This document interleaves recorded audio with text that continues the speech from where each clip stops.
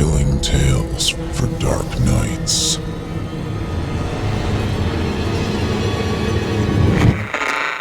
Want to make sure you never miss a Chilling Tales for Dark Nights video again? Be sure to subscribe and hit that bell to turn on notifications. It's time to turn off the lights and turn on the dark. Chilling tales for dark nights.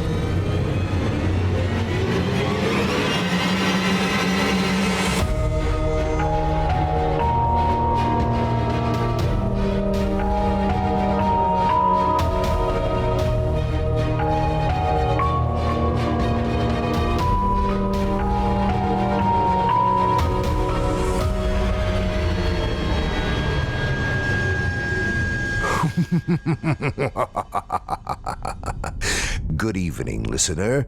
You're listening to Chilling Tales for Dark Nights.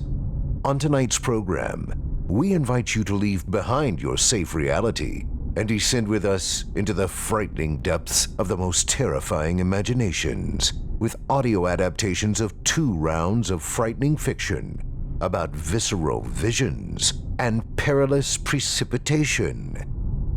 I'm Steve Taylor, and I'll be your guide as we traverse the dimly lit corridors of your wildest imaginations.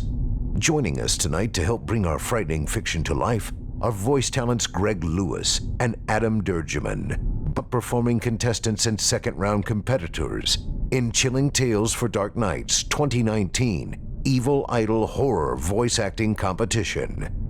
If you enjoy their performances tonight, visit our YouTube channel and vote on theirs and the other entries in the competition. The second round is on now, and the final few entries have been posted, but there's plenty more to come in round 3 beginning in April. And there's still time to vote and help decide who advances in this and the upcoming rounds. So check out our channel and join in the deliciously dark fun yet to come. Again, you can find Chilling Tales for Dark Nights in the Evil Idol competition on YouTube. Just search Chilling Tales for Dark Nights YouTube on any search engine, or visit chillingtalesfordarknights.com and click the Evil Idol link on the navigation to see a current roster, contestant profiles, and links to all of the performances thus far. We and the candidates appreciate your support. Now, get your ticket ready. Take your seat in our theater of the minds and brace yourself. It's time to turn off the lights and turn on the dark.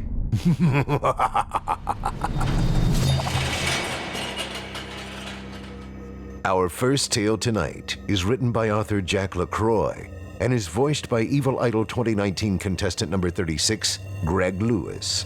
In it, we'll meet a gentleman who gets a glimpse of things no man was ever meant to see, a look behind the scenes of reality itself, and the truth is far more terrifying than he ever could have imagined. Without further ado, I present to you General Maintenance.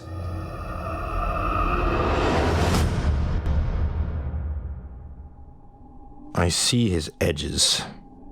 They're there and apparent, but he doesn't notice them. He turns his head and I look away before he sees me. Riding the bus is hard. With my car in the shop, it's the only way to get around. It's not even a real bus. It's like a big family van. It's comfortable and cheap, but also brings you closer to them. Try as I might, I can't look away. It's just all so obvious. But no one seems to notice. Or if they do, they don't let anyone know. It's like we're all playing this big pretend game. I wonder what would happen if it all fell apart. I push the thought from my mind and look out the window, concentrating on the view. We approach my stop and I get off. When your sleep cycle is disturbed, even a little bit, things get strange. It starts off small enough. You're groggy, you stumble a bit, thoughts and feelings seem misplaced. Nothing serious. Nothing you can't cure with a pill and caffeine. But the problem can get worse. And when it does, no amount of coffee or medication is going to help. 24 hours without sleep is equatable to being shit-faced. Your motor skills are gone. Every moment is fleeting. It's all bleeding into a continuous hour. Holding on to a thought is like grabbing onto a tree root when you're neck deep in a river. 48 hours without sleep, you can't even stand. Not without constant assistance, that is. Operating a car or anything other than a recliner is not a good idea. Some begin to hallucinate. Exhaustion takes most by this point. They'll be walking and then collapse, unconscious and blissfully asleep. 72 hours without at least a few hours of sleep can kill you. You can't go anywhere or do anything. Because you can't think. And because you can't think, you can't feel enough to care about anything. Except sleep. It becomes an obsession. Your body craves it and begins shutting down most non-vital mental functions. With all cohesion gone, basic communication ceases. Most people can't even lift their heads off their pillow. You become trapped, a prisoner of your own basic needs. And the hallucinations at this point are different for every person. Sometimes they persist even after you've finally rested, even after you've talked to someone about them. And yes, even after you've convinced yourself they're not real. Because try as you might, there's lingering doubt. That doubt rests upon your chest as you sleep. Its mouth mutters madness, or so it seems, until you start to listen. The sleeping pills my doctor gave me didn't work. They never did. After the first month, I just stopped taking them. There wasn't any point. I tried a couple of other remedies. The same old folk medicine shit your friends tell you to do. Warm milk, honeycombs. I tried over-the-counter supplements. I tried yoga, meditation, and all that new age crap. But only one thing did the trick. They didn't cure me, but it took the shakes away. Smoothed the edges on other people and my own. Frank's house was just up the hill from the bus stop. Frank was 40 years old with a pot belly and constant salt and pepper stubble. He smelled like sour beer and cigarettes, but he was a nice guy. And always had a good story to tell. He looked like what every dare ad told you a drug dealer looked like, but he made you feel like his grandkid. You could definitely buy weed from worse people. It was after 5 p.m., so he was definitely home. And drunk. Well, that was fine. Just made this errand even shorter. I walked up the same cracked driveway Frank hadn't fixed since I was in high school. I used the knock he told me to use the first time I visited. I heard him stumbling to the door, cursing and spluttering. Yep, definitely drunk. Frank opened the door, face red as a fire truck. He gripped a beer in the door with one hand and a joint in the other. A huge smile cut across his face, which I returned with my own. "Hey, kid. How the fuck are ya?" I laughed and said, "Pretty good, man. Looks like you're having a party." "Hell yeah, I am.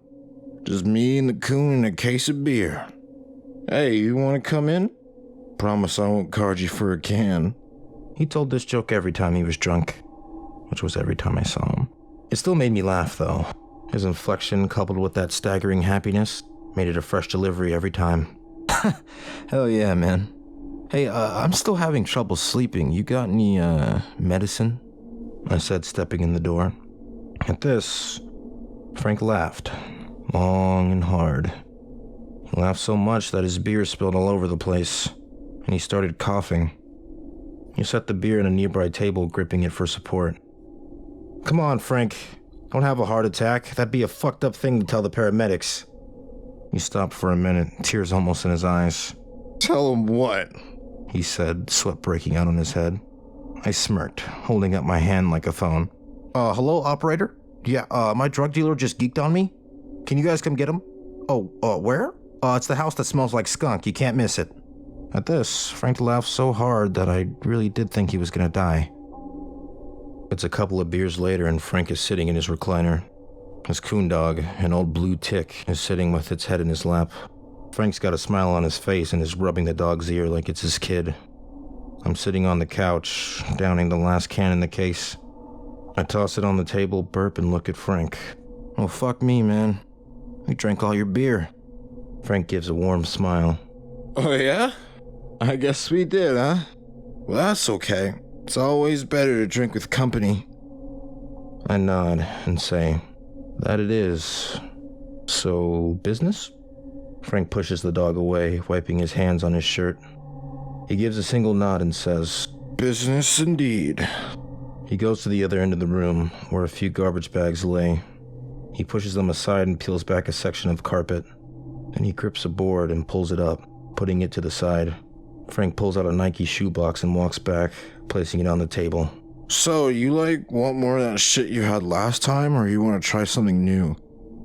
I pause and think. This stuff works pretty well, puts me to sleep for sure. But there's a problem. Frank drops the smile and looks concerned. Problem with my shit? Say it ain't so, kid. I give a shrug and look at him. You tried it, right? I say. Frank nods, raising an eyebrow. I try everything that comes through. You know that, he says. I nod. I've got no reason to believe he's lying. So I decide to tell him the truth. I rub my palms together and say, nobody complains about seeing things, nightmares, anything like that? Frank starts laughing again. Every smoker sees shit from time to time. As for the nightmares, well, I haven't heard any complaints. Just you and old farts willing to rest using it. No offense. It's my turn to laugh. Frank, it'd take a lot more than that to piss me off. But you're sure? No complaints. Nobody flipping out hard or anything. Swear on my old Boy Scout credo, he says. I nod and smile. I reach into my jeans and pull out my wallet. I tug out a few 20s and hand them over. Give me a dime. Keep the rest as a tip. Frank smiles, palms the money and bags everything up. I didn't know where Frank got his weed. I didn't care. My only concern was that it worked. A long drag with a slow building hit that cradled your brain. Then it put you to bed and tucked the world away. Except for the last few months. My doctor had warned me about trying narcotics. He said that it wouldn't start my sleep cycle. In the long run, he said, it could even build to a dependency. Then I'd be back where I was. I asked him if he'd ever had trouble sleeping his entire life. He didn't know what to say at first, but then admitted that no, he'd never had a problem. Got a full 7 to 8 hours a night. After that, I realized my doctor was probably full of shit. People who get rest, they never understand. They don't get the lengths you'll go. They still think it's as easy as closing your eyes and slipping away. Frank's weed allowed me to do that. Slip away from here. Slip away from a failing body in an alien world. At least it did. At first. I figured it was my body building a tolerance, so I stopped for a few weeks. I slept a total of 14 hours over days. When I started smoking again, the effects lingered into my dreams. I'd never had vivid highs before. I'd never had visions. But something changed. Either with the smoke, or with me. Sometimes when I woke up, I couldn't tell if I was still dreaming. It all seemed like a dream within a dream. It's one thing I never told my doctor. It's something I never told Frank either. And even though it could all come crashing down in moments, I rolled a joint and lit up. The hit was familiar, creeping and warm. My brain wrapped itself in a dense fog. I trudged my way to bed, throwing my body down upon it. I didn't even get to kick my shoes off before I blacked out. It was, without a doubt, the best sleep I'd had in months. When I awoke, I didn't feel tired. I didn't have a headache, nor did I feel any of the familiar pangs. I felt good, rested. I smiled and rose from bed. I looked at my alarm clock. Not that it was going to go off, it was the weekend, but just to see how long I'd been out. I counted down the numbers. 8 hours. A full 8 hours. With no nightmares. I couldn't remember the last time that happened. I walked down the hall into the kitchen. My stomach was rumbling. Munchies made me ravenous. Shoving anything down my throat would suffice. But I wanted to celebrate. 8 hours. I hoped it became a regular thing. I pulled out a pan and greased it. I turned on the heat and grabbed some hash browns and eggs from the fridge. Breakfast for dinner was my favorite. I scarfed it down and put the dishes in the sink. I opened my fridge, putting everything back. Full, I waddled into the living room. I sat on the couch, grabbed the remote, and turned on the TV. Salt and pepper filled the screen. I flipped through the settings, but to no avail. I got up with the curse and walked across the room. I checked the cables, but every one was snug. Fine. I turned off the unit. I grabbed my phone and decided to see if anyone was up. Being an insomniac means making friends with night owls. They're night timers for a reason, too. And the reason is never good. But everyone needs a friend.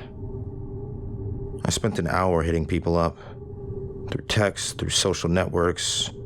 Nothing. Not a single person responded.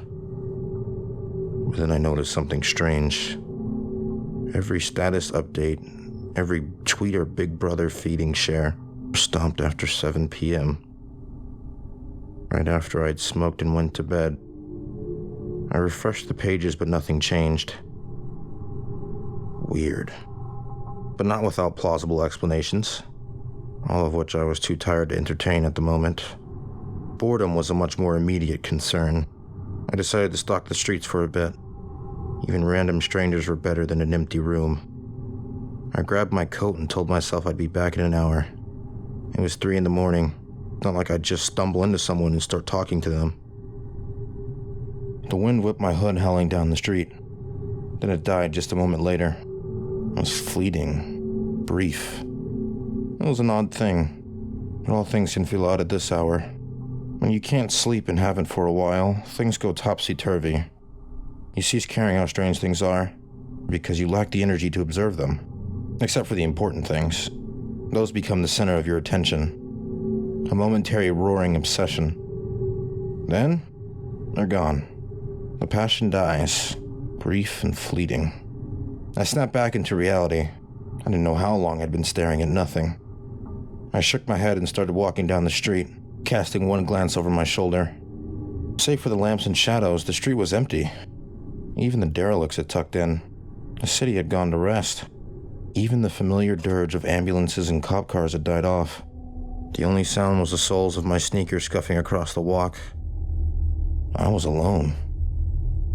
Then up ahead, a back, shoulders, a head, someone else was out. They stood, hands in their pockets, facing the street. Though their features were concealed, it was a person. Someone I could speak with. That's all that mattered. I weighed the chances of them being a drug dealer or a bum, or worse. And yet my feet still pushed me forward. Our distance closed. A yard away, I cleared my throat and said, "Nice night, ain't it?" The stranger didn't turn. Didn't move an inch. They just stayed there, facing the street, staring into the shadows. I walked a bit closer, but stayed back. I counted the number of blocks back to my apartment. If there was trouble, I could race back. Then again, maybe they just didn't want to be bothered. I pulled out a pack of cigarettes from my pocket. I flipped the top and pulled one out. I felt around for my lighter, then realized I left it with my pipe, back at the house, several blocks away. "Hey, do you have a lighter?" Nothing. I tapped him on the shoulder. "Hey, do you?" The stranger fell face forward, slamming into the pavement. I'd barely touched him. I was shocked. Just standing there, hands still poised. But as the adrenaline flooded my body, I noticed something. Something odder than the wind, or the feeling the hour gave. The stranger had crumbled, pieces laid scattered about, but it looked like a pot had been smashed. A life-size person pot, complete with clothes and hair which lay crumbled and wilted. There wasn't any blood. They'd just fallen over and broken into pieces. Just like that. I stood there, hand quivering, cig still on my lips. Then I heard the scuffling of feet behind me. A hand gripped my shoulder and wheeled me around. The hand and the scuffling feet belonged to an older man. He was wearing a baby blue uniform, complete with a hat. Beneath the brim, a few white hairs told him more. He did not look happy. He didn't look happy at all. And as I stood there gripping a cigarette, I began to pray. This was officially the weirdest high I'd ever had. Lord, if you can hear me, I'll never smoke again. Ever. The man's grip tightened and he wagged an index finger at my face. His face contorted in rage. He spat words so hard spittle flew everywhere. What the hell do you think you're doing? You're supposed to be asleep. He made me sweep it up. Not just that one either. Dozens of them all over the city. And the entire time I'm too afraid to question him. Too afraid to talk to him. I just pushed the broom. I moved the piles of people-shaped bits into a dustpan. Then I emptied them into a bag he'd brought along. I don't dare to ask questions. Not because I don't want to, but because I'm trying not to think. This is a hallucination. I'm writhing on my couch or in an alleyway right now. Frank sold me some bad weed. None of this is real. It's not important. None of this is. It's around the 10th pile when he looks me straight in the eye. He just stands there, staring. He picks his cap up and scratches his brow and lets out a sigh. We've been on the fritz a lot. They all have. I don't know what to say to him. He sighs again, shaking his head and starts walking. I do my best to keep up. I told them your model was wrong. It was unneeded, and you just caused problems. But no, nobody wants to believe the maintenance guy. He points to a pile. I move over and begin sweeping. Like the other piles, I can catch fractures of who or what this was. The iris of an eye reflects in the moonlight. I stifle a gag and sweep it into the dustpan.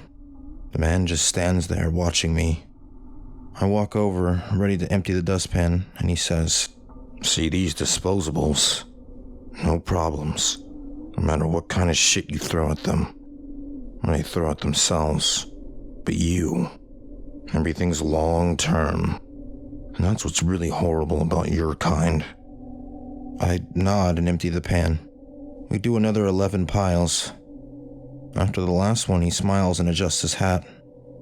I hadn't noticed until now, but he looked like the Maytag man. He claps his hands together and smiles. Great. Cleanup is finished. Holding the broom and pan, I force my jaws to move. Can I go home now? The man nods. Sure. Absolutely. He says, knocking dust off his knees. But only after you help with the restock. Then we're done. I rest my hand at my side and still clutching the broom. For a moment, I think about hitting him with it. I imagine his head exploding into shards of dust and clay. My hand grips the broom tighter, and he says, Don't even think about it. I promise you it's a bad idea. My entire body goes cold. An unsettling feeling sinks into my bowels. Do what? I ask, feigning innocence. He smirks, wagging a finger. He walked toward an intersection, and I followed. Restocking was even odder than cleanup. And all the while, I just did what I was told. He knew I wanted to hit him. He knew the moment I thought about it. This had to be a dream. The other explanation was inconceivable and terrifying. I just kept my mouth shut. I restocked and didn't dare to think about anything. Restocking involved going to an old battered truck, and very carefully we carried bodies out. Firm, rigid bodies. Lifelike and warm, but unmoving. At least for the moment. We went back to where we'd swept. We placed a body upright at each location. Then the body came to life. It went about its business as though they'd momentarily forgot what it was doing. The maintenance man would pull out a clipboard and make a note. Then we'd move to the next location. Not even once did any of the body's people, for all purposes, notice us. We arrived at the corner, the last body, the one I'd knocked over. We pulled the body out of the truck and positioned it. It faced out towards the street, hands tucked in its pockets, like nothing happened. The maintenance man smiled. He clasped my shoulder again and said, All done. Ready to go home? My shift's over. I'll walk with you. I nodded, and we turned, walking the blocks back to my house.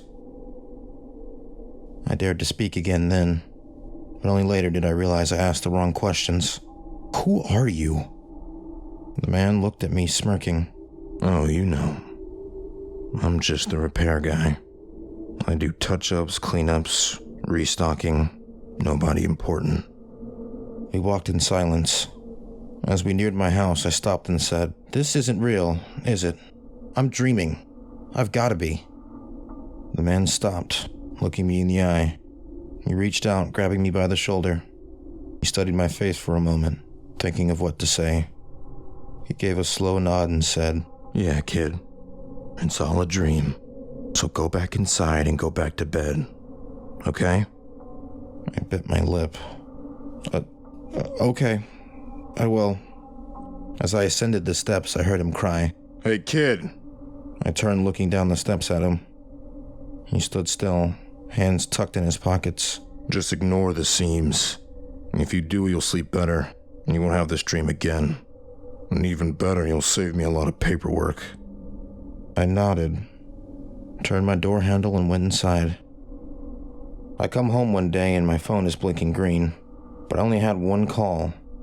From Frank, of all people. It'd been months since I've talked to him. I hit him up and we chat a few minutes. I tell him I found a solution for my sleeping problems. Then quite bluntly tell him I've quit smoking. He sounds hurt, but tells me to come over. He's got a case of beer he wants downed. I smile and tell him I'll be there this weekend. I wasn't lying to Frank, nor was I lying when I told my doctor I didn't need my sleeping pills anymore. I'd slept great the last few weeks. I'd gone back to feeling normal. Not on the fritz. I didn't pay attention to the small things, like the empty juice carton and greasy pan the morning after, but I stopped caring about the important things too. I took a book with me whenever I rode the bus. I stood far enough away from people that I couldn't see every detail, especially their seams. After a while, I convinced myself the seams were never there, that it was all a fantasy, the byproduct of being overstressed. A few times I thought I saw something. I didn't sleep. I'd toss and turn in bed for hours. Then, after I'd given up, I'd grab my coat and step outside. From there, I'd sit and wait. I didn't care how long it took. It was all worth it, just to be sure. Just for a solitary glimpse of that baby blue uniform. But, as with all good repairmen, he evaded me. His work went unnoticed. But all things in the city kept moving. Every model went about its work. And nobody ever stopped to think. Nobody dared to dream of what would happen if it all just stopped. If they saw the seams. And at last, it all just broke down.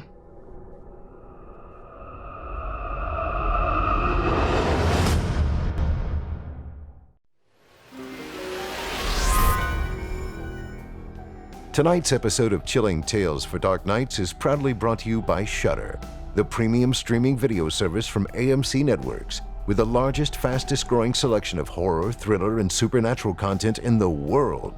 They've been super serving members with the best selection in genre entertainment, covering horror, thrillers, and the supernatural for years. Shudder's expanding library of film, TV series, and originals is available on most streaming devices in the US, Canada, the UK, Ireland, and Germany. And you can stream everything they've got to offer, including great thrillers, horror, and suspense for just $5.99 per month.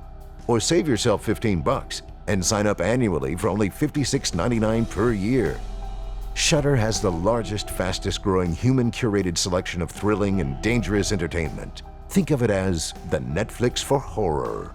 You can count on Shudder.com to keep you guessing with the unexpected. Each and every week, new edge-of-your-seat suspense, spine-tingling thrillers, and shocking horrors are added to their already formidable library. And now, Shudder has exclusive dibs on several of the best horror flicks from the past few years, according to Rotten Tomatoes, including 2017's One Cut of the Dead and 2019's Tigers Are Not Afraid. Oh, and Shudder is uncluttered too. After signing up, you'll have unlimited access to stream ad-free on all your favorite devices, including the iPhone and iPad, Apple TV, Android devices, Xbox One, and more.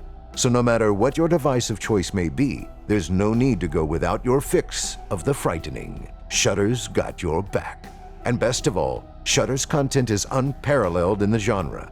With their unique collection of exclusive and original films and series, horror classics and blockbuster hits including the hit Creepshow TV series, produced by Greg Nicotero of The Walking Dead, you'll never run out of nightmare fuel.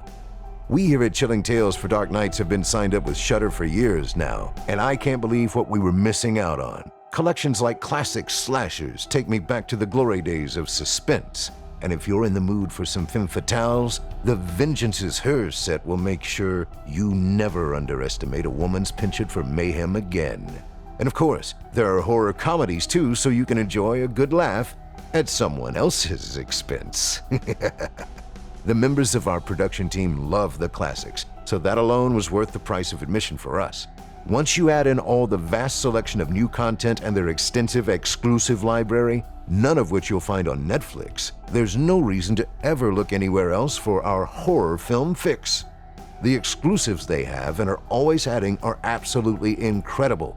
Their new exclusive series, The Deadlands, for example, and which is streaming now, features a slain Muri warrior, Waka Nuku Rao, who's sent back to the world of the living to redeem his sins. But the world Waka returns to is ravaged by a breach between that of the living and of the dead, as the spirits of the newly deceased now stalk the land and hunt its inhabitants. Follow Waka and his companion Mihi as they work to close the rift and restore balance. This series presents elements of action, adventure, and the supernatural, and was produced with a special focus on the heritage of the indigenous Muri tribe of New Zealand. Catch new episodes streaming every Thursday. All of this is just a tip of the blood-soaked iceberg. There's so much more lurking inside, just waiting to be discovered. Shudder's always got something amazing to look forward to. Besides the incredible content I've already mentioned, you can check out a ton of other exclusives included with your membership, such as Shudder exclusives Beelzebub and Lizzie, or Mandy starring Nicolas Cage. Or if you're in the mood for something a bit more real, their latest original documentary, Horror Noir, is available to stream right now. If you're anything like me, you won't want to miss any of these films, and you won't have to once you sign up. So what are you waiting for? All of this and much, much more is available and at your fear-loving fingertips for just $5.99 per month. And this month, as a listener of our program, you can try Shudder totally free for 30 days and get started streaming the best horror, thriller, and supernatural content. Included in your membership is access to Shudder's expertly curated collection, which once again includes titles like the acclaimed Tigers Are Not Afraid, One Cut of the Dead, Revenge, and the Creepshow TV series produced by Greg Nicotero, and the all-new series The Deadlands, streaming now. That's right, to try Shudder free for 30 days, go to Shudder.com and use promo code CTDN. That's Shudder, SHUDDER.com, and use promo code CTDN to let them know that Steve Taylor and Chilling Tales for Dark Nights sent you. Simple as that. Thanks so much for listening and for giving Shudder a try this month. And don't forget, when you support our sponsors, you help support this show, and your support means a lot to us.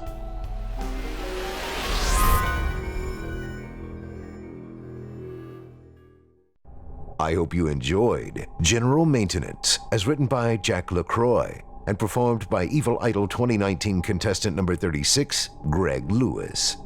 Up next, we've got another tale for you, an hour-long epic saga written by Richard Saxon and voiced by Evil Idol 2019 contestant number 9, Adam Dergiman. In it, we'll meet a father and his young son struggling to survive in the wake of an unexpected Armageddon. Will he and his family ever find their way out of the paranormal precipitation that has brought the world to ruin and see the sun again? Stay tuned and find out. Without further ado, I present to you Rainfall.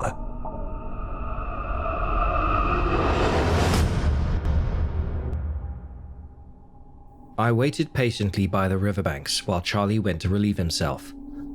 The rain poured hard towards the poisoned earth, ripping away any life that dared settle in the toxic ground.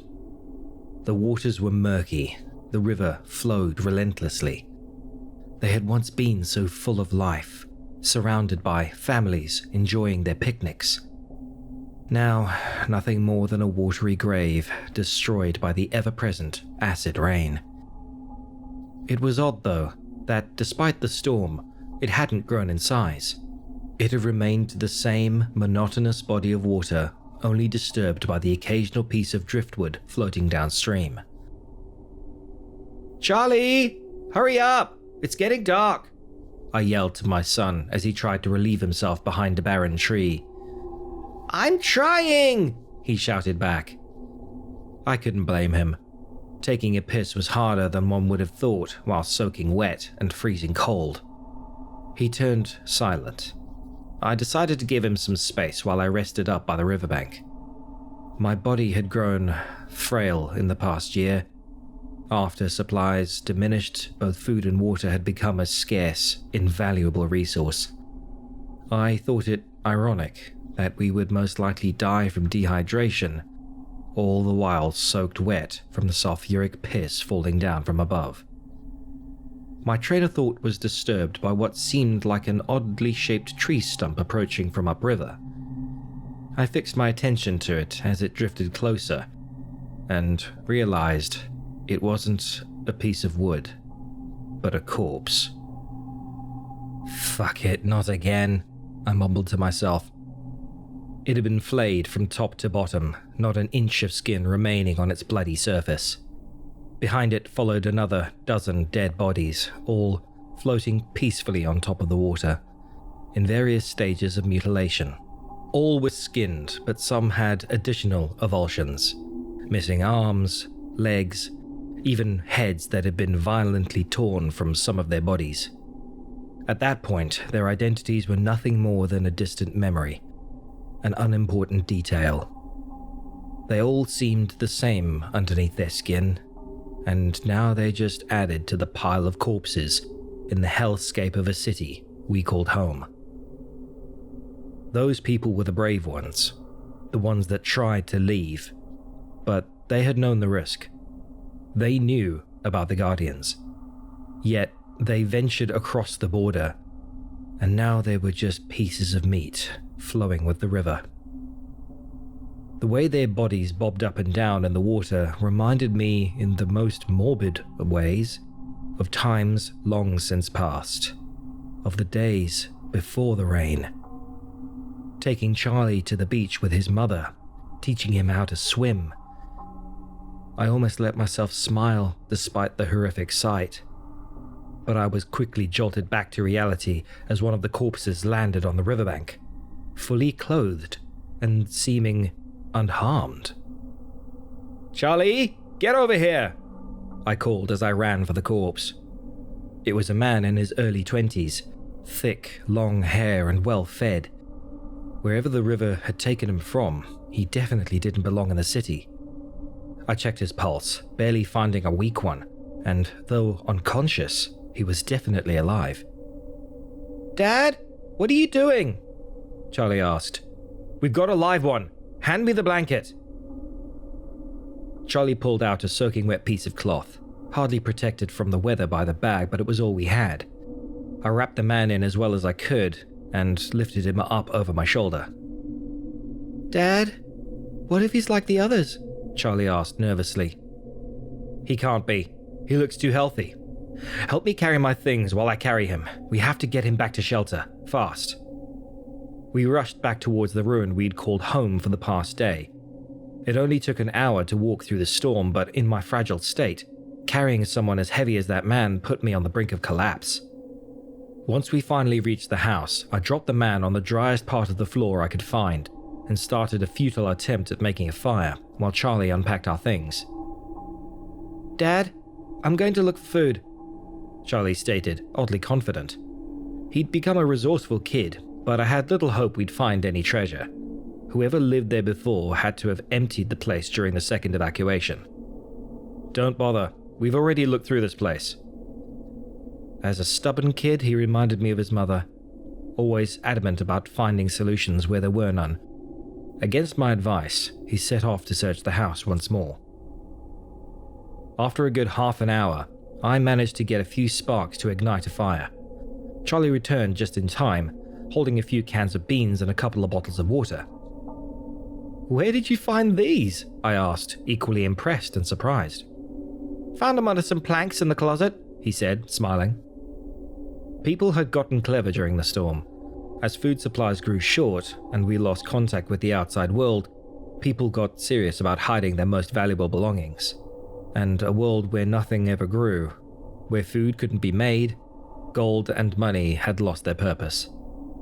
"You did good, Charlie. I'm proud of you." The man grunted, starting to wake up. What happened?" he asked weakly. I knelt down beside him, trying my best to keep him calm. "Don't worry, you're safe," I said. "What's your name?" "Peter." "Great. Peter, my name is John. Do you know where you are?" "No. I was just out walking," he groaned. "Oh, my head. It really hurts." I noticed a gash on the back of his head, covered by his hair. It had stopped bleeding, but it was a nasty cut in risk of getting infected. "Was I in an accident? Why am I not in a hospital?" he asked. "Hospital?" I asked back, confused. Before he could continue, he passed back out. I tried to get him to drink some water, most of which he coughed up. Keeping him warm and hydrated was all I could do while he recovered. "Asking for a hospital? He must have been pretty out of it," I mumbled to myself.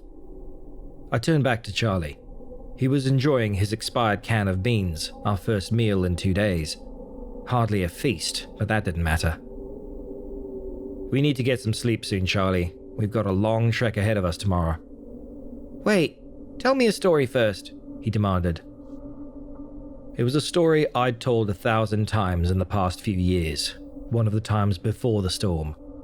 A story about a world Charlie was far too young to remember, but he'd seen a minuscule part of it, and I wanted to keep that glimpse alive, if only as a distant dream.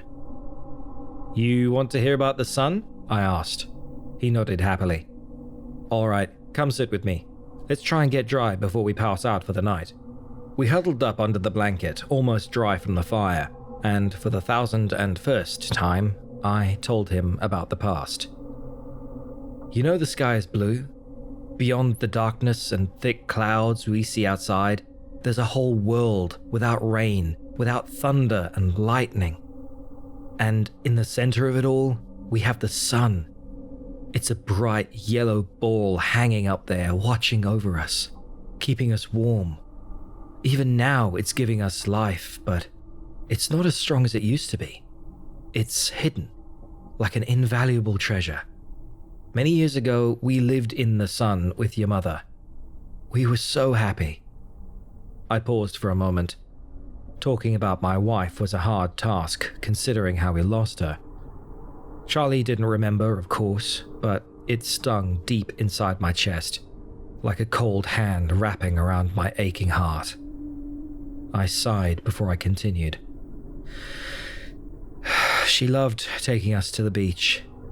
Endless oceans and soft sand beneath our feet. It was so warm and so bright that we had to eat ice cream just to cool down. Sometimes we even wanted to get wet. We dove into the water, but they weren't dark and grimy. They were crystal clear, blue like the color of your eyes. But it's gone now, isn't it?" "I'm sure it's out there somewhere. And I promise you, as soon as we can find a way past the Guardians, I'll take you there. You'll see the sun again, Charlie. I promise." I talked more about his mother until he fell asleep. As much as it pained me, I felt it important that he knew what a wonderful woman she was. As night fell over us, the storm worsened, turning from heavy rain to a murderous blizzard. As usual, I found it hard to sleep, always worrying the house might collapse as so many buildings had. But Charlie slept blissfully, too young to comprehend the true dangers of the world. "Dad? Dad? The man is waking up! I awoke to Charlie shaking me. Though I was usually a light sleeper, I somehow barely came to, even as Charlie yelled. Peter was coughing, begging for water. After spending the whole night unconscious, he was finally coming back to it. "Water, water, please," he said. I helped him sit up to drink. "How are you feeling?" "Oh man, I'm still here? I thought it was all a dream," he said as he looked around the room. "Are we in a abandoned house or something?" "Well, Peter, it's not abandoned anymore," I joked, stupidly trying to brighten the mood. "Shouldn't I be in a hospital?" he asked again. I was confused, but he'd suffered a fairly traumatic head injury, so I let the question slide while I started breakfast. I cooked up some beans and offered them to Peter. Without supplies, I couldn't do much for his wound, only observe and hope a fever didn't fester. "Do you know where we are?" I asked, trying to get an idea of his state of mind. "I don't know. I don't remember anything other than walking around. I was heading for a picnic, I think. Then there was a bright flash, and next thing I know, I wake up here." "A picnic?" "Yeah, it's been the warmest summer in years, they say. I wanted to enjoy the weather, but by the look of the rain outside, I guess that didn't last very long." Warm summer? Picnics? It had become clear how confused he really was. "We're in Greenville," I said. "Greenville? I've never heard of that name. I come from Portland." Portland wasn't anywhere nearby. Closest town over would have been Clint, but God knows what still existed beyond the boundaries of our hellhole. "You have sun in Portland?" "Yeah, blazing, burning sun every day for the past month." For a moment, I considered the fact that the world had kept going long after our city's demise. That despite our hardship, there existed a better place where life thrived. Yet I knew leaving would be impossible. "You're telling me the world is still going? That outside of this shit, people are just living normal lives?" "Of course. We never even heard about a storm destroying a city. No one knows about Greenville. This is all a bit bizarre." I stood up and paced around the room, 1,000 thoughts and ideas flowing through my mind. The world hadn't ended. It was only us, only our city, closed off from the rest of the world and left to suffer. People couldn't leave, but then again, none had entered it either. Since the fall of our city and collapse of the colony, Peter was the first seemingly healthy human we'd stumbled across. If he could get in, then maybe, just maybe, we could get out. "Dad, there's a woman outside!" Charlie yelled from one of the windows, breaking me away from my brainstorm. "Stay back, Charlie," I demanded as I rushed outside, Peter getting up and following suit. The rain poured as always, filling up a smaller sinkhole down the end of the street. Most houses had long since collapsed, and those that still stood were slowly being etched away by the acid. A woman stood in the middle of the street, her back facing towards us. She wore nothing more than a light dress, hardly providing protection from the horrific weather. She'd been hurt, leaving an exposed wound on her left shoulder, no longer bleeding but oozing with thick, yellow pus. "What the hell is she doing just standing there?" Peter asked. "Don't get close. Let me deal with it," I responded. I walked up behind the woman. The veins on her arm were protruding out, marking an infection that was growing up towards her neck. She was on the brink of sepsis and would soon perish. Without hesitating, I pulled her head back by her hair. As I did, I also lifted up my hunting knife and slit her throat. "I'm sorry," I whispered as blood poured down her newly created orifice. She didn't even react as she quickly bled out. Seconds later, she had died. "Holy shit! What the fuck fuck did you just do?" Peter yelled from the house. He stood frozen in fear, staring at my bloody hands. He didn't understand what I had just done. It then dawned on me that Peter truly came from a better place, one without the daily horrors we faced.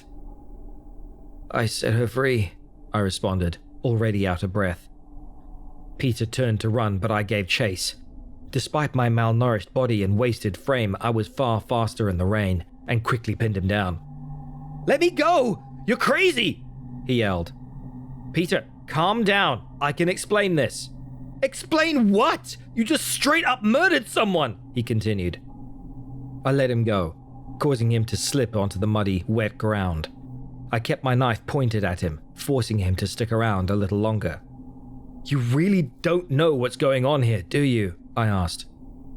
"Please, don't kill me. Just tell me what the fuck you want." "Of course I won't kill you.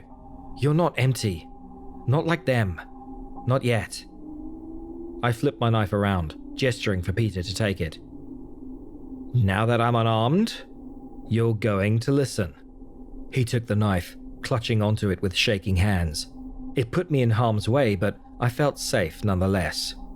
Peter wasn't from around Greenville. He'd been sheltered, safe from the nightmare that had been our lives for the past years, meaning that he still didn't have murder in his heart. "Why did you kill her?" he asked with a shaky voice. "Because she was already dead. The parts of her that matters anyway. You notice the wound on her arm? Her clear apathy towards it? It's because she's one of them. One of the empty people." "What do you mean, empty people?" I walked back over to the corpse of the thing I'd just killed, turning her over to see her face. Full of scratches, even an eye missing, probably from walking into walls and debris lying around. "It's the rain," I said calmly while presenting the wounds of someone who'd clearly given up on their own well-being. "It changes people, hollows them out, taking away their memories, stripping them of all emotion. That's the fate of most people living in this city, and whatever they once were, accountants, mechanics, doctors, they ain't anymore. All they do now is walk around, get hurt, and die." "Then why kill them?" "Because they're already gone. Only their bodies stay behind to suffer. The least we can do for them is free them. Besides, they get riled up if disturbed. Sometimes they get violent." He'd lowered his guard by then, either from believing my story or because he simply didn't have much of a choice. Peter was trapped alongside us in the storm, unable to survive without my help, but unbeknownst to him, he could be our ticket out of there. "How long have you been here?" was all he asked. 7 years. Peter collapsed to the ground in disbelief, fearing he'd suffer the same fate. I walked over and put a comforting hand on his shoulder, mustering as much confidence as I could into the next few words. "But now, we're all getting out of here. Together." My plan was simple enough in theory. Follow the river and retrace its path back towards where it grabbed Peter. It might have given us a safe way past the Guardians lurking in the dark territory. While we got ready for the day's trek, I felt hopeful. For the first time in about 6 years, I truly believed we stood a chance. During the early days of the storm, we'd all been a part of a mass evacuation. As the first buildings fell to the sinkholes created by the downpour, people started to panic. The evacuation itself was a shit show. Thousands of cars immediately congested on the highway. As a last resort, we attempted to flee on foot with the pitch black clouds looming above us, striking down with lightning ever so often, seeming to appear from the ground itself. My family and I were quite far in the back, and when reaching the border out of the city, we halted in our steps. Before us lay thousands of skinless bodies, entire families embraced in death with horrified expressions on their flayed faces. In the blink of an eye, well over 100,000 people had been slaughtered, repurposed for a meat wall spanning around the entire city, keeping us trapped. The mere fact that Peter got inside ignited a fresh wave of hope throughout my body. It meant that there had to be a weak spot in the dark territory, one where we could escape through. Charlie presented us with a few bottles of water he'd found while searching the neighboring houses. It wasn't much to keep us going, but I'd found a new source of motivation. "So, we're leaving the city?" Peter asked. "That's right. If a better place exists, I have to get my son there." "Mind me asking why you haven't left already? I mean, this place isn't all that great." "Because it's dangerous, Peter. People have tried and died." "What makes you so sure we'll survive then?" he asked, looking at me with a mix of fear and confusion. "Because now we know it's possible. You got in. That means we can get out." A few more bodies had landed on the riverbank where we found Peter the day before. Unlike him, they were beyond saving, flayed and mutilated like all the others. Peter looked at them in disbelief and disgust, unable to believe the horrors that lay before him. What happened to them?" he asked. "Those are the people that tried to leave," I said. And that's where we're heading?" he continued, panicked. "Listen to me, Peter. There's no food, no water, nothing left in the city for us. We either take our chances here or we die from thirst and starvation in the city. Remember that you made it in here, and I promise you a better chance if we keep going." We followed the river upstream, half a day's trek just to get to the bridge. The rest would be spent crossing it. The bridge was the name given to a collection of sinkholes spanning around the city, 96 miles wide and 2 miles across.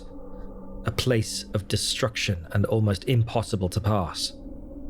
A section of the sinkholes had been covered in various debris, cars and corpses, giving it the unfitting name, filling it to the brim to the point we could cross. Hence, a bridge. Despite its dangerous content, it would be our safest route to the other side.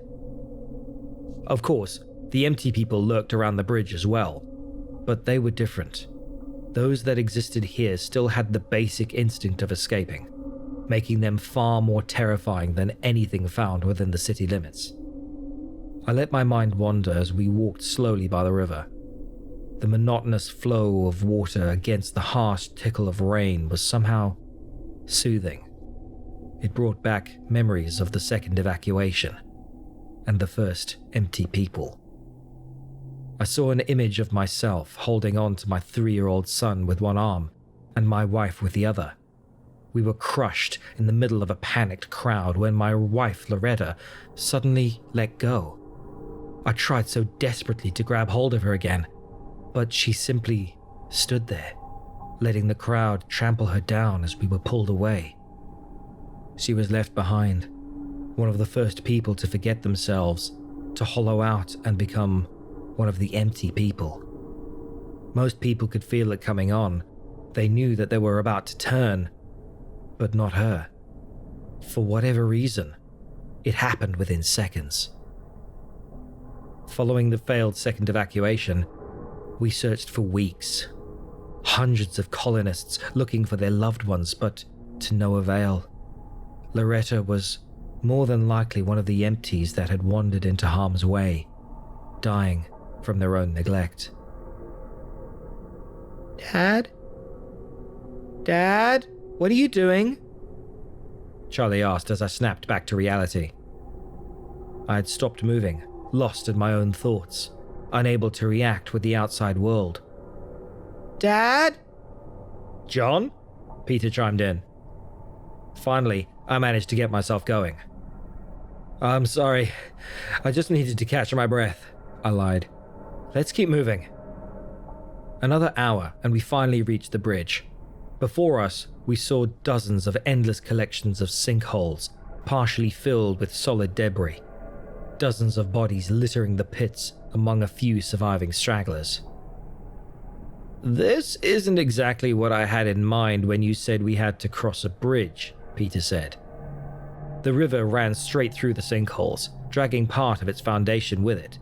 We had to keep a certain distance away from the river, lest we get dragged away with everything else. "This is more like a hole, if I'm entirely honest," he continued. I kneeled down beside my son. This would be his first time crossing the bridge without my help. On each prior cross, he'd been too young, and I carried him on my back or had him wait back at the colony. Now that the colony was gone, and I was too weak to carry him, he'd have to manage on his own. "You ready to do this, Charlie?" I asked. He nodded, as brave as he'd ever been. "Listen, there's bound to be a bunch of empty people stuck in the debris. It's going to be dangerous. These empties are different from the ones we've seen in the city. They'll call out for help, they'll beg and bargain, but don't let that fool you. There's no fear, sadness, nor anger in their voices. There'll be no urgency even as they lay there bleeding out. So whatever happens, do not approach them," I said, looking back and forth between Peter and Charlie. They both nodded, confused but diligent.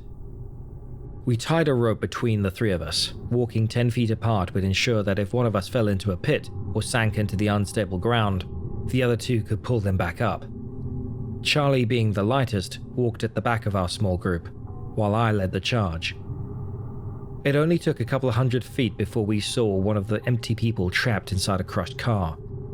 Emaciated and pale, probably stuck there for the past year, waiting for someone to pass. It pleaded and begged for us to help, asking in the most apathetic voice possible, completely rid of any emotion. "Don't go to the other side without me. I'm fine. I'm fine. I'm fine. I'm fine," it said. Another one we passed had just impaled itself on a piece of debris, bleeding profusely. Within an hour it would be dead, yet it kept talking to us as if nothing had happened. Its words making sense, but all emotion behind them non-existent. "Hey, take me with you. Please, please, please. It doesn't hurt, I promise. It doesn't hurt. I'll be okay. I'll be okay." Peter looked with concern at the trapped creatures, worried and sorry about its pitiful state. "Let it be," I ordered. "We can't help them." He complied and we kept walking. "John, how about you tell me how all this happened?" Peter asked. I shrugged off his curiosity. It wasn't a memory I wanted to dig into. "We're better off focusing on the rough terrain. We ain't got time to talk," I shot back. "All right, how about a short summary then?" I sighed, already out of breath from the rough trek across the bridge, ignoring him initially, but he kept prying. He wasn't going to let it go. "They said the storm would pass in the week," I finally uttered after about the 10th time he asked. We did as we were told, holding up inside our homes, stocking up on food and water as the worst passed. Only it never did. And after a month of the acidic rain etching away at our once friendly city, buildings started collapsing, sinkholes swallowed up the roads, and people died. I sat down on a rock, trying to catch my breath. Talking while wandering was a painful task. Then the people started acting strange. We'd find men, women, and children just wandering through the streets at night, wearing nothing more than their nightgowns to protect them from the pouring rain. They had this look in their eyes, as if they weren't aware enough to care about their surroundings. Sometimes they'd even get hurt, break a leg or rupture an artery, yet they just kept walking aimlessly around, ignoring our pleas to just come back inside. Peter stepped out in front of me. "That's what happened to your colony?" he asked.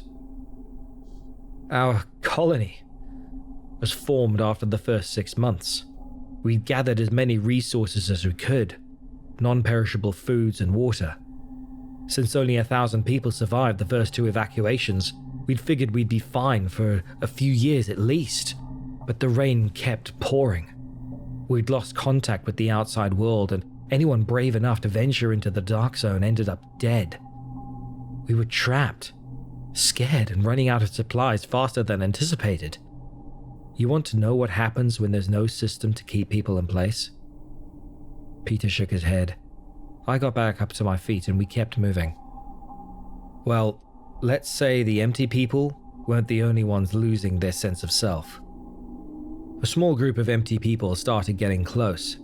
They'd miraculously navigated across the bridge without getting impaled or hurt by the various debris.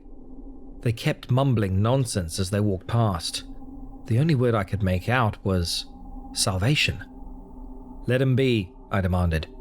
Peter kept inquiring about our situation. So, you've been stuck here for the past 7 years, he asked. That's right, 7 years since the storm began in 2020. Peter stopped dead in his tracks, halting our progress. What the hell do you mean, 2020? The year. What else? I asked, confused. You're saying the storm started 7 years ago in 2020, making the current year 2027? By my estimation, yeah. It's been a bit hard to keep track, but I'm pretty sure we're either in July or August. Why do you ask? John, it's only 2019. I chuckled at the absurd statement. Listen, Peter, you hit your head pretty hard. It's understandable that you're confused. Look at me, John. I was born in 1995. Do I look like I'm mid-30s? He asked. He didn't. He looked like someone in their early 20s, just like I thought when I first found him. Yet it made no sense. If it truly was that long ago for him, then it meant he'd traveled not only from outside, but from the past. You really think you've traveled through time? I asked, sounding more condescending than intended. Well, is that any less likely than a storm lasting 7 years? People turning empty, and mysterious guardians hindering any escape? He asked back. Despite my disbelief in his statement, he had a point. But that means... I stopped. Means what, John? It means the world is truly gone. Then how did I get here? He said, getting more agitated by the minute. I don't know. But the plan stays the same. We keep moving across the bridge. Towards what? Certain death? To be flayed by the Guardians like that pile of bodies back at the river? I don't know! I shouted back, loud enough to attract the attention of the passing empty people, most stuck in debris by then. Peter got quiet. But do you have a better plan? There's no food left, no water, nothing. You want to go back? We'll die before we find shelter again. So my plan remains. We're following the river, and while we do, we desperately pray to any god you can think of that we somehow manage to find out how the hell you ended up here. He just stared at me. 7 years, Peter. My son grew up not knowing the warmth of the sun, and I'll die before he gets stuck here for the rest of his life. While I frantically yelled in anger, one of the empty people got close enough to grab Charlie. I had lost focus and just stared at him in complete apathy. For a moment, it didn't matter what happened next. Help me. Help me. Help me. Let's stick together. Together. Together. It begged as it pulled him towards a pit. I just stared. Dad! Help me! Charlie cried, but I stared on, unable to make myself move. John! What the hell are you doing? Peter shouted as he ran over to help Charlie. Finally, I snapped back to reality, immediately pulling my knife out, pushing the creature away from my son while impaling it through an eye. As it fell over dead, Charlie cried out for the first time in years, and Peter turned to me with an angry expression on his face. John, why did you just stand there? He shouted. I don't know. I rushed over to console Charlie, but he pushed me away. I just lost myself for a moment. I can't explain it. We didn't have time to discuss it. The darkness loomed over us as nightfall approached. After catching our breath once more, we rushed the last few hundred feet across. We desperately needed to find shelter before another blizzard set in. No sooner had we set foot on the edge of the bridge before a brilliantly bright light appeared on the horizon. It was unlike anything I'd seen since the beginning of the storm, appearing as a blue sun lighting up everything around us. The light looked cold as ice, yet it warmed us more than anything had for the past 7 years. The river stretched all the way towards the light, and I knew in my heart that Peter had somehow come through that. "Is that the sun?" Charlie asked hopefully. "No, that's something else entirely," I responded, baffled by the magnificent sight. "How far away is it?" Peter asked. I tried to the best of my ability to judge the distance, but the shine of the light made it hard to get a clear view. If it lay just by one of the bodies of water making up the river, it would be another day's trek, meaning we'd have to venture through the dark territory. "I'm guessing another day and a half's walk," I said, finally. They both seemed hopeful. The terrain itself wasn't as rough as the rest of the trip, but I was beginning to realize I might not make it that far. In any case, we still need to find shelter. We're not traversing the dark territory at night. We searched for an hour before finally finding a partially collapsed warehouse. Not a great cover for the oncoming blizzard, but it was the best that we could do in the outskirts of town. I lit a fire for the night and shared the last can of beans. "I'm sorry about earlier," I said to Charlie. "It's okay," Charlie said, half asleep. "Can you tell me a story?" That night, as Charlie fell asleep, for the first time, I told him about a story of the future, not the past. "I love you. Be good, kid." I remained awake, staring into the embers as the blizzard raged outside. My mind wandered. I tried to keep it focused, but to no avail. I saw images of my wife, memories of digging sandcastles on a beach with Charlie, flashes of wine and dances, the past of a better life. I was tired, worn down to the bone, hollowed out by the rain like so many people before me. In a matter of hours, my mind would be lost and my son would be left alone, fending for himself with someone who clearly didn't belong. Without waking the other two, I sat down to write the final part of my journal.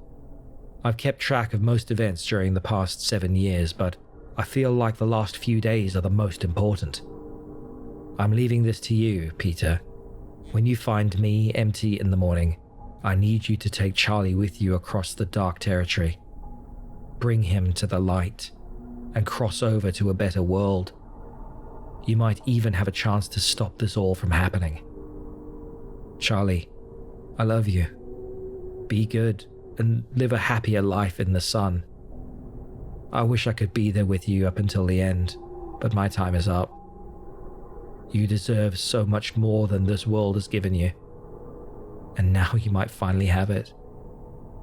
Good luck to you both. John. When the morning rolled around, John had left, either to keep us safe or because he'd hollowed out and gone to face the rain one last time. He pulled me out of the river, he saved my life, and in return, I promised to keep Charlie safe. He left behind his journal, which is what you've all just read, and while there's a lot more to Charlie and my story, I felt this should be what I post first. John deserved that much. I woke in the early hours of the following morning. Charlie was frantically calling out for his father. John had left his bed and seemingly vanished, leaving his journal placed neatly beside my bed. We searched the warehouse before I even checked what John had written, but he wasn't inside. I picked up the journal and opened it. I only needed to read the first few lines to realize what had happened.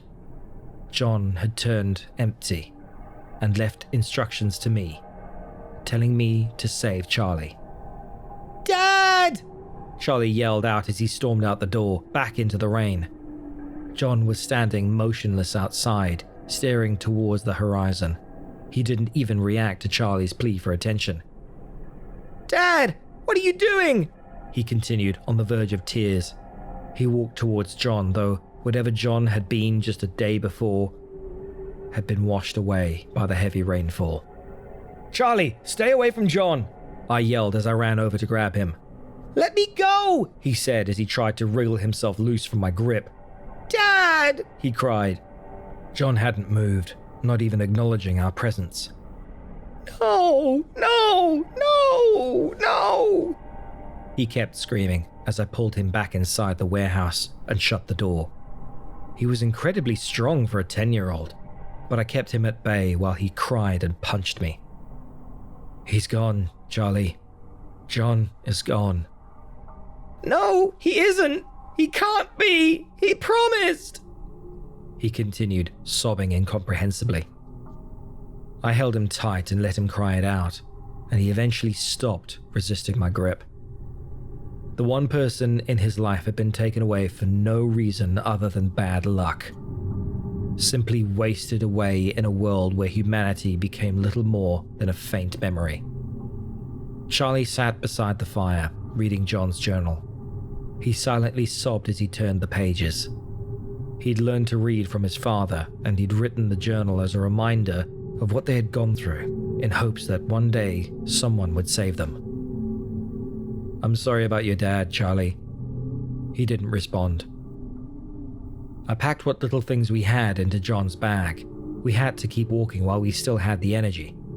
Without food nor water, this would be our last day, whether we found salvation or not. When we finally got back outside, John had wandered off. I had the thought of killing what remained of him in the back of my head, to free him like he'd taught me, but now I wouldn't get that chance. "Thanks for saving me, John. You were a good man," I mumbled to myself. The light shined bright in the horizon, reflecting off the millions of raindrops, appearing in endless beams shooting through the air. Despite the cold blue color, it made me feel warm to once again wander through light, to once again see the landscape in front of me. "Do you want to talk about it?" I asked Charlie. He looked at me for a brief moment and shook his head. The river got wider as we proceeded. In the distance, something that looked like a wall appeared, spanning endlessly in each direction around the city. "What's that wall?" I asked. "It's the flesh. That's where the dark territory begins," he responded quietly. Faint clicking sounds could be heard in the distance, distorted echoes coming from whatever lurked in the rain. A few empty people wandered alongside us on our journey. Too many to kill, and they seemed oblivious to our company. They had come from all directions, but each were pulled towards the light. On the road, several emaciated figures lay motionless. They had become too weak to move. Only their blinking eyes proved that they were still alive. When we got close enough to see the wall, I could make out figures. Limbs, viscera, and torn flesh made out the majority of the wall. Charlie barely acknowledged the horror before us, unafraid and apathetic to it. If he was just a brave kid or on the brink of turning empty, I couldn't tell. Some empties were trying to climb the wall, but its slippery surface caused them to slip and sink into the meat-filled mass. The only opening was by the river. Piles of dead people littered the water, but the wall wasn't as thick around it. We could pass easily enough.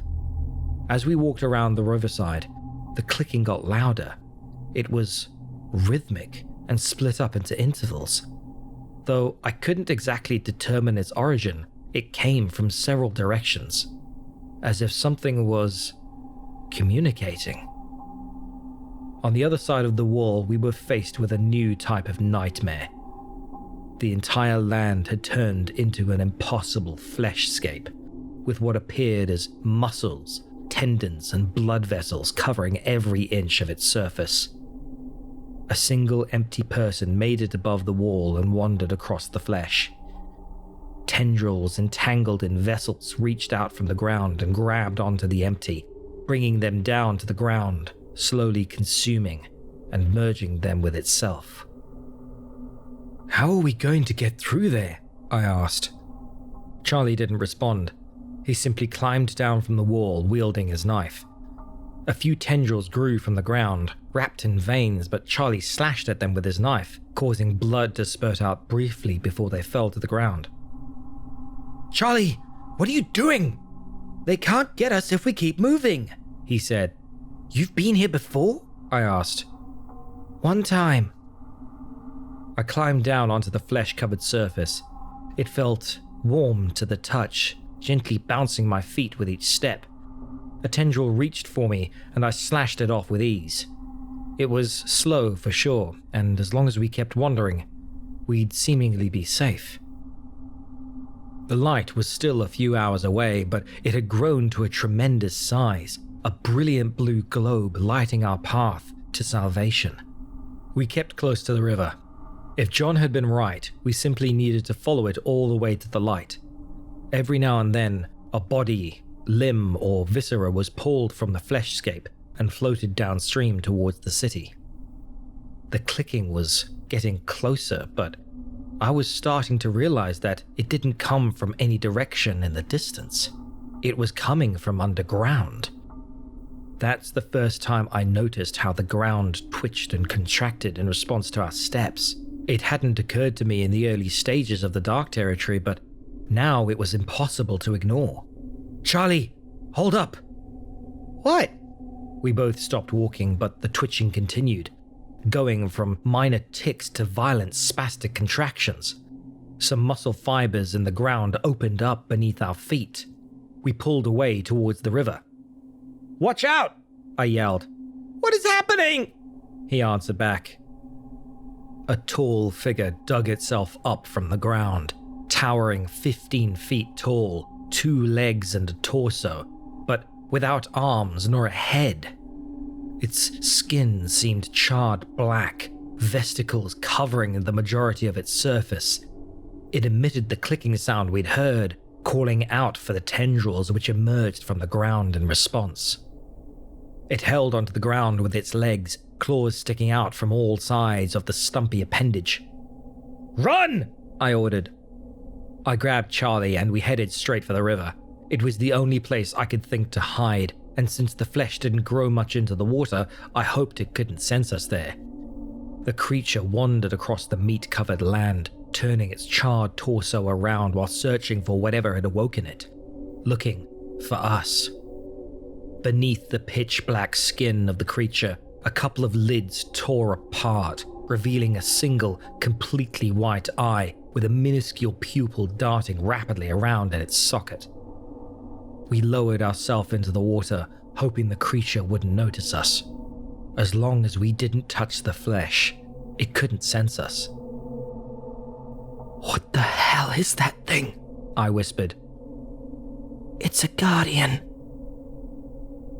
The commotion had attracted a couple of empty people, both relatively unharmed even on the fleshscape. The ground twitched beneath their feet as they approached the creature. It observed them for a brief moment before grabbing one of them with a foot, and in a single swift movement, it tore the empty person in half.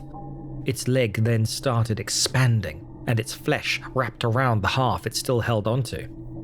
Within a second, the skin had been seared off by the acid seeping out of one of the bursting vesicles on the creature's skin, after which it dumped the flayed person onto the ground, letting the flesh fuse together.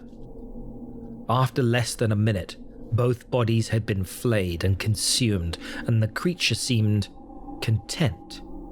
But the original disturbance caused by us still lingered on its mind. It kept searching while we hid in the river. We must have hung on to the edge of the river for an hour while the creature searched. All the while, its eye remained open, unblinking, desperately searching for intruders. After a while, the clicking stopped, and the tendrils sunk back into the ground. After the last tendril disappeared, the guardian closed its eye and simply started sinking back into the ground, leaving the surface monotonous and empty once more. Relieved, I let out a sigh. The river, despite its strong current, would be our safest option proceeding ahead. All right, we better keep moving. We can't walk on land anymore. Those things can sense our touch. Charlie nodded, shivering from the freezing water. But while the fleshscape stretched endlessly far, impossible to traverse, the light itself was close, within reach. If we kept moving, we'd be there in an hour. I dug out the rope from our backpack and tied it between myself and Charlie. The water wasn't particularly deep near the edge, but sudden surges in the current could easily sweep one of us away, especially a small, malnourished kid like Charlie. "I'm really cold," he said. "We're almost there, Charlie. Can you hang on for just a bit longer?" I'll try." We walked in the knee-deep freezing water, trying our best to avoid small flesh appendages that had grown into the side of the river. Any touch would alert the Guardians, and if they saw us, we wouldn't stand a chance. "Just a bit further. We're almost there," I said. Charlie started slowing down. As skinny as he was, on the brink of starvation, he simply couldn't retain much heat. "I'm tired," he said. "Don't give up, Charlie," I begged. I felt him tug on the rope behind me. He had almost come to a complete standstill. Without any other option, I lifted him up and put him on my back. We were so close, the light shined brighter than ever before, and it warmed me up to the point where I barely felt the freezing temperature of the water anymore. Why didn't it work for Charlie? "Charlie, we're almost there." He didn't respond. He'd fallen unconscious from the cold and exhaustion. "Charlie!" I upped my pace, but the current had gotten stronger and the end of the river finally met us. What lay before us was a massive lake, covered by a thin layer of what seemed like human skin, stretched so thin it had become partially transparent. The blue light hung a few feet in the air on the other side of the lake, appearing as a massive globe of ice. "Charlie, do you see that? We're almost home." He didn't respond. We had to tread back onto land to get around the lake. If not, we'd end up enveloped in the mesh of skin that was covering the waters. Only a few hundred yards to safety. I stepped onto the riverbank, and the ground immediately twitched in reaction. I took another step, causing a tendril to emerge from the ground and reach for me. It was much thicker than the ones we'd faced before, and I only had one hand free while trying to keep Charlie on my back. I swung with all my force and cut through it. The ground shook as the muscles moved apart, leaving a large gash in the ground from where the Guardians could emerge. 3 pulled themselves up through the flesh and gave chase after us. They were tall, much larger than before, but to our advantage, they were also slower. Even with Charlie on my back, I could outrun them, but not for long. Several tendrils extended from the ground, not trying to grab myself, but going directly for Charlie. A few clung on, and I swung at them, severing a few. On my second swing, one grabbed the shaft of my knife, cutting it into itself, but causing me to let go of it. "Hang on, Charlie!" I yelled as I ran, my legs almost bursting from the effort. The Guardians seemed bizarrely slow, quickly giving up on the chase as we got closer to the light. I peeked back at them, and they seemed almost frozen, as if covered in ice emerging from the blue light. Despite the Guardians struggling, the tendrils kept growing in number and size, grasping for us as we spurted over the fleshscape. Charlie started coming to as we got closer to the glowing globe. He moaned quietly in agony. "The light! It hurts!" he called out as we got closer. It was horribly bright, almost blinding, yet nothing could compare to the beauty, its magnificent contrast to its horrible surroundings.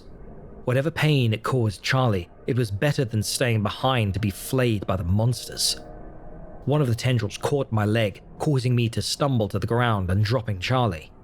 Another grabbed him where he lay on the ground. I kicked and tore at its flesh. Finally, it let me go, but it had grabbed Charlie around his neck, choking away what little life he had left. Even with all my force, I couldn't tear it away, and as a last resort, I simply bit it.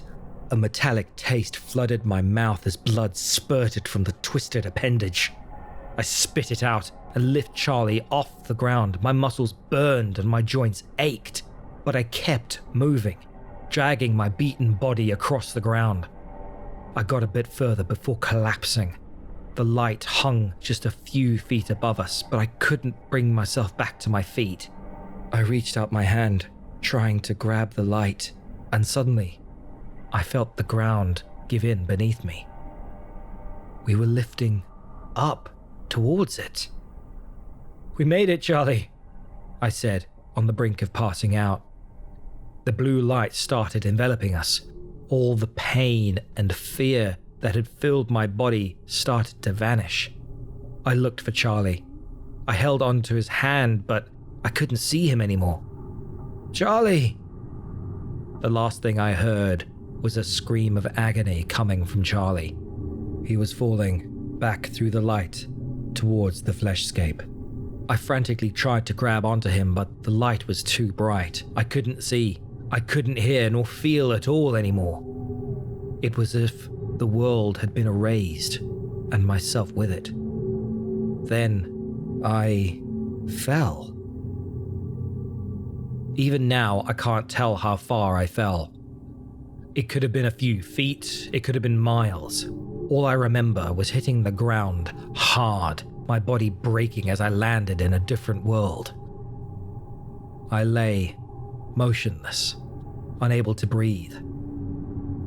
As my vision returned, I saw a brilliant blue sky, cloudless, only decorated with our yellow, majestic sun. I laughed. I was back. I was safe. After a horrific ordeal, I could finally rest, and with that, I let myself pass out.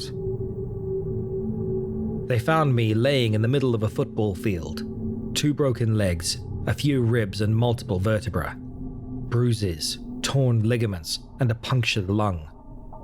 I had been beaten up quite badly by the fall, but despite it all, I'd survived. "Charlie, we made it," were the first words I spoke as I woke up a couple of days later in the hospital. "Who's Charlie?"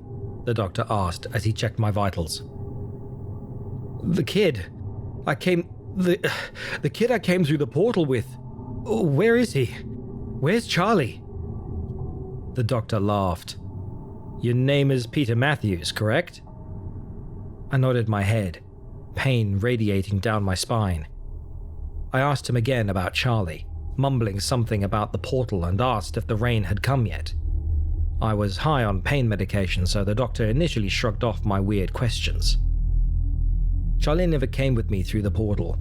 I remembered his screams of agony, letting go of his hand, and it dawned on me that he'd stayed behind, left to suffer in the rain. They'd found me alone. A witness said I simply appeared in the middle of the field. According to my injuries, they'd believed I'd fallen quite a distance, but from where, they couldn't tell. At the moment of writing this, I'm still cooped up in the hospital. I tried searching for John and Charlie online, but without their last names, it's a futile task. Not to mention that Greenville is an extremely generic town's name. I owe them both my life, and in return, I ended up losing them. So, I'm writing this in their honor. They gave me a second chance at life, returned me to my own life, though if the storm truly begins in 2020, we might not have much time left. John, if you read this, believe me when I say this is going to happen. Get out of Greenville. Save your family while there's still time.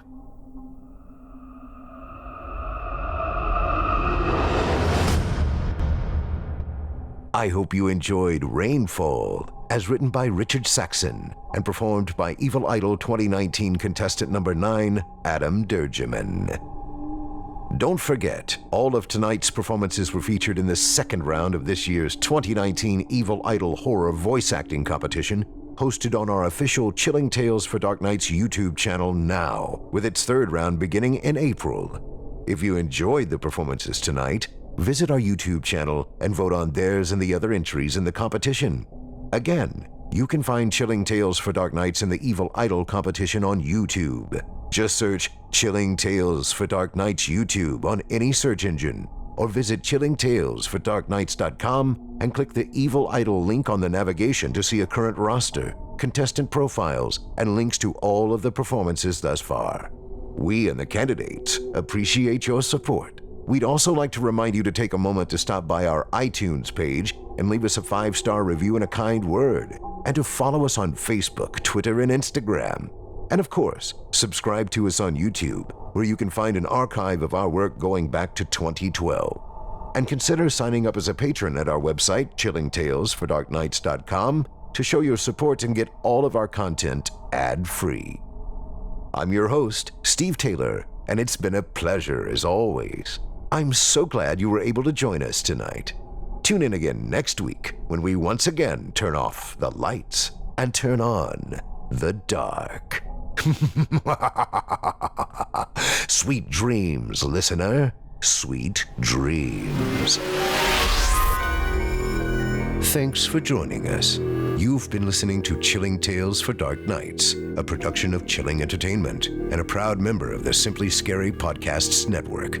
Visit simplyscarypodcast.com today to learn more about our network and our other amazing storytelling programs. Tonight's program was hosted by yours truly, Steve Taylor. Selected stories have been adapted with the kind permission of their respective authors. Original music provided by Luke Hodgkinson and Jesse Cornett. Sound design and final mixing and mastering by executive producer and director Craig Groshek. Logo by Craig Groshek. Got a scary tale of your own that you'd like performed?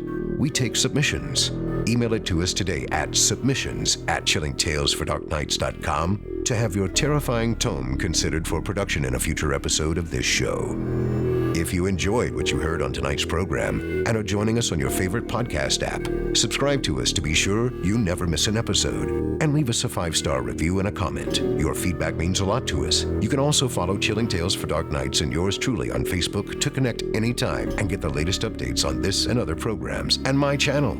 If you're listening on the Chilling Tales for Dark Nights YouTube channel, do us a favor and hit the subscribe button and the bell notification icon for ctfdn as well to get more spooky tales from me and the crew each and every week. And don't forget to hit that thumbs up button to tell us how we're doing and leave a kind word or a request. And don't forget to visit us at chillingtalesfordarknights.com and consider supporting the team by becoming a patron. In addition to helping us out, you'll get exclusive access to our audio archive and ad-free downloads of all your favorite stories, including those you've heard on this program. We'll be back next week with more terrifying tales to keep you up all night. But that's all right. Who needs sleep anyway?